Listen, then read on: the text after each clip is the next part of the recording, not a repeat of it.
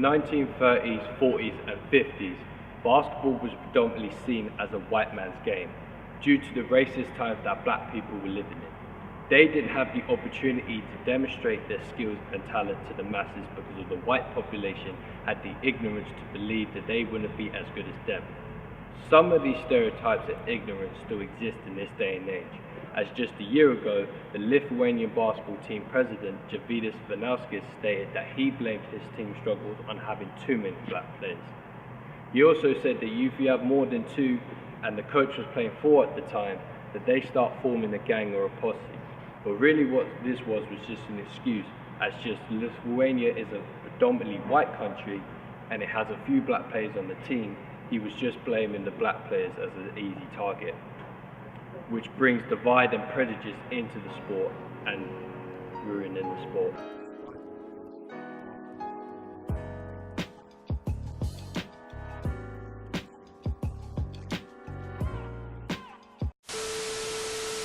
A 2015 Times report written by Dr. Richard Lapchett states that 70% of NBA players are black, with 20% of its players being white.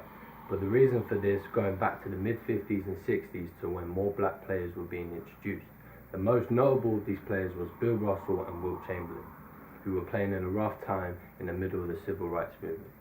Bill Russell was the first ever black player to reach superstar status, and further down the line became the first black coach, while Wilt Chamberlain was recognized as one of the dominant forces at the time in the league, still holds an NBA record of scoring 100 points in a game. They were the trailblazers for future players such as Julius Erving and Magic Johnson. Magic Johnson was when a black athlete became marketable because it was the first time he got the impression that the masses were letting a black player into their living rooms, because of Magic Johnson gave you that impression. But it was really when Michael Jordan took the bull by the horns and elevated it to another level. Michael Jordan is the reason why basketball is so popular worldwide today. Everybody wanted to be like Mike. There were songs, films made about him such as Space Jam and I Believe I Can Fly. More importantly, at the time, it was a huge change because it was a black athlete who globalized the sport. The logo of the NBA is of a white player, Jerry West, but it was a black athlete who made the sport into what it is now. Because you might not know who Michael Jordan is, but you certainly know his brand. Another thing, it's due to the different backgrounds. Think about where black people were living in at the time. In most cases now, they were living in poor, overpopulated neighborhoods. So they were growing up playing basketball on the streets, having the opportunity to impose their own unique style and personality into the game. The game of basketball is very fast tempo.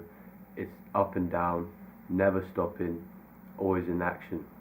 And where they were honing their skills on the court all day, they brought the street element, the street game, into basketball, known as street ball, ultimately changing the culture of basketball. This also stems from their own culture. If you think about in Africa, they're growing up doing the tribal dancing, and in the Caribbean, they're listening to reggae. So in terms of their bodies, they're already comfortable in movement and how they flow on the court.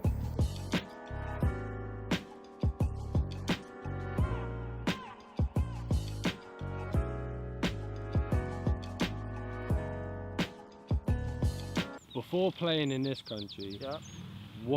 Where else did you play? Like, where else did you play basketball? Yeah, I'm playing basketball in different countries, like in Caribbean, Martinique, it's national level. My country, pre-national level, French Guiana, and in France, it's national level. Yeah. So all round national Yeah, league. exactly. Yeah. Was these particular leagues in these particular countries predominantly black, or were they mixed, or were they? Yeah, I know. Were they kind of?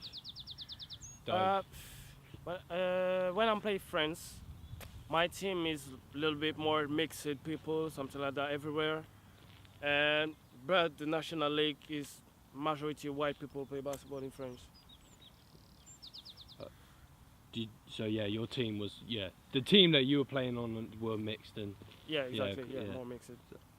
did you feel comfortable playing in different countries with different players with other cultures and? Yeah, I know what you mean. It was good. Definitely was good. What a great experience, because we change culture or something like that. And when I'm playing for my teammate, make me really comfortable for outside the course, inside the course. And well, yeah, it was a great experience for this. In conclusion, prejudice and division still exist in the game of basketball.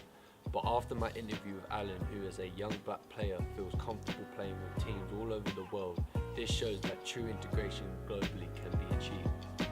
This hopefully will allow different countries to impose their own cultures.